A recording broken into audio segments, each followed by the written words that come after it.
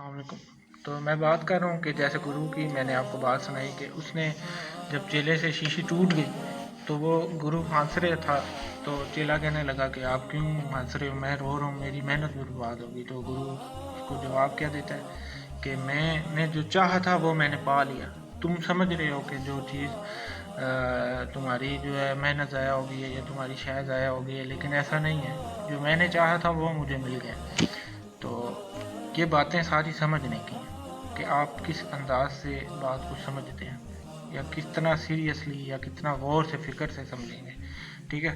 تو پھر بات سمجھ آتی ہے۔ تو بات سمجھنے کی ہے کہ کون سا پھل ضائع ہوتا ہے، ٹھیک ہے۔ تو وبشر الصابرین، یہ یہاں پر اس سچویشن میں بتایا گیا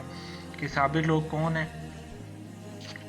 جو ان آزمائشوں کے بعد یہ کہیں گے،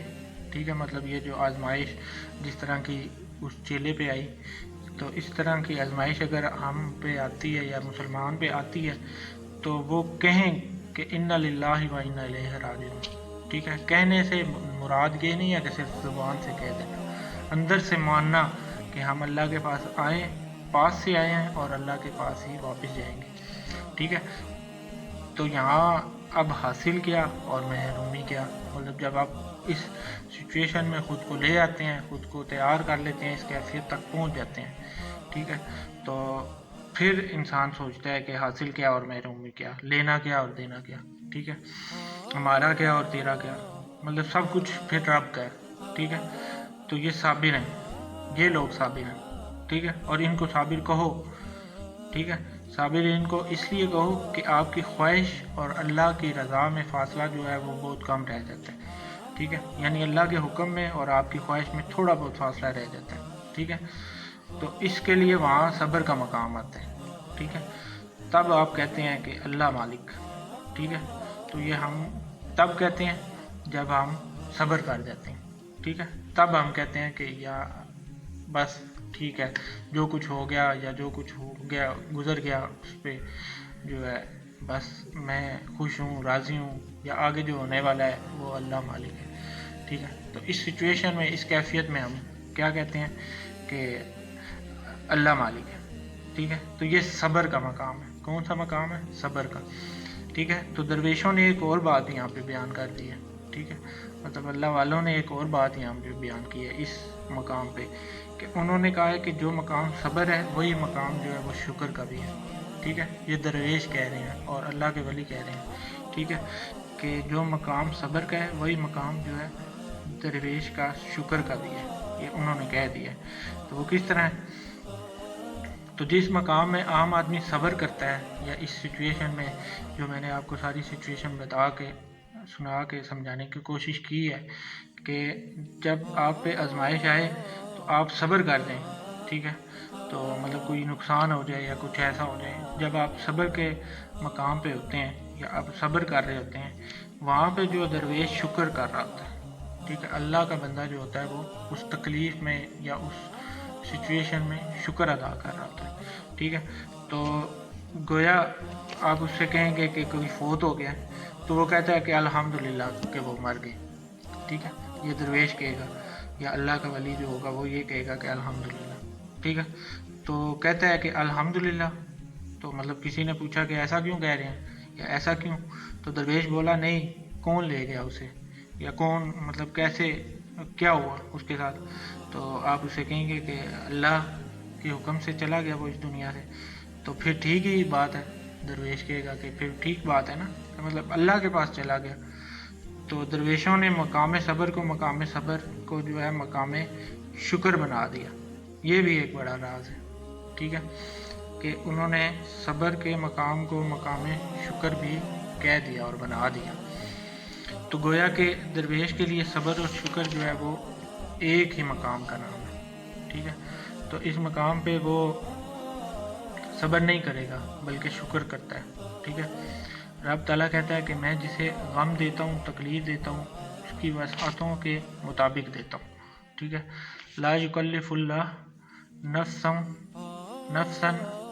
الا وسعها، ٹھیک ہے۔ تو درویش کہتا ہے کہ تو نے مجھے وسیع مانا، رب سے کہہ رہا ہے، اور وسیع بنایا اور یہ غم دیا، تو یہ اچھا، یہ مطلب آپ اپنے رب سے دوستی میں محبت میں یہ درویش کہہ رہا ہوتا ہے، ٹھیک ہے، مطلب کہ آپ نے مجھے وسیع مانا، وسیع بنایا، ٹھیک ہے، اور غم دیا، تو اچھا یہ قبول ہے مجھے، ٹھیک ہے۔ تو اس وسعت والے نے کہا، یا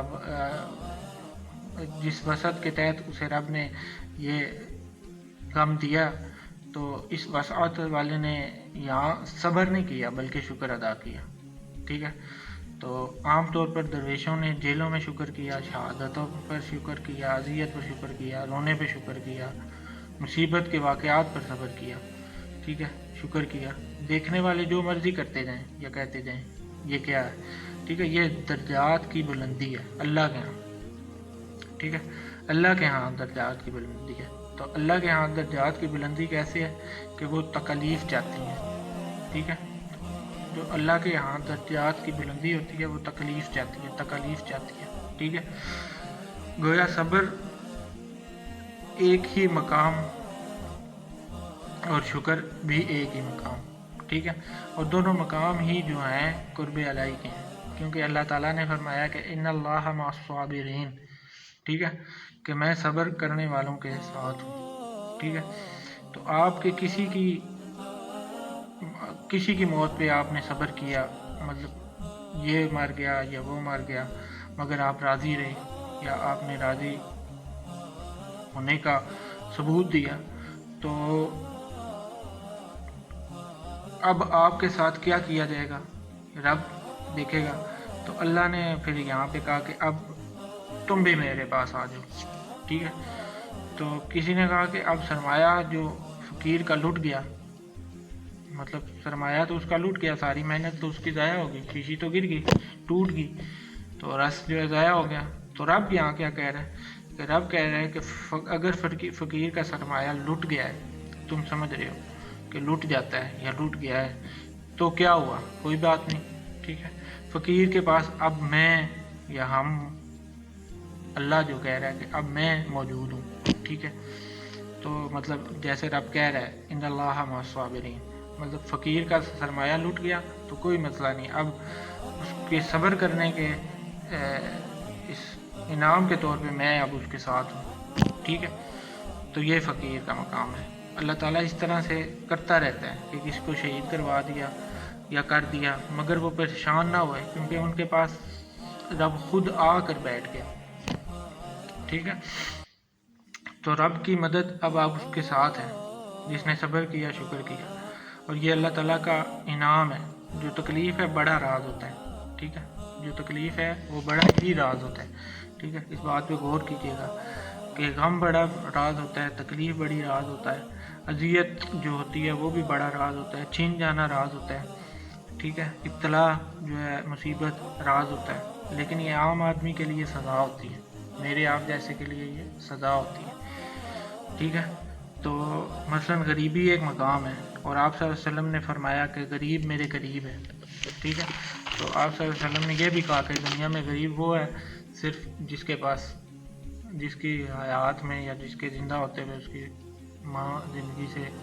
چلی جائے، ٹھیک ہے، تو وہ بھی غریب ہے۔ تو پھر جب رب آپ صلی اللہ علیہ وسلم نے فرمایا ہے اس مقام پہ کہ غریب میرے قریب ہے، ٹھیک ہے، تو پھر ایک اور جگہ سرکار دو عالم صلی اللہ علیہ وسلم نے ارشاد فرمایا کہ ممکن ہے کہ غریبی تجھے کافر بنا دے، ٹھیک ہے۔ تو اگر غریبی آپ کو راضی رکھے تو آپ صلی اللہ علیہ وسلم کے آپ جو ہے قریب ہیں، ٹھیک ہے۔ تو یہ میں آپ کو ایک نسخہ بتا رہا ہوں، ٹھیک ہے، کہ اگر آپ کو غریبی راضی رکھے تو آپ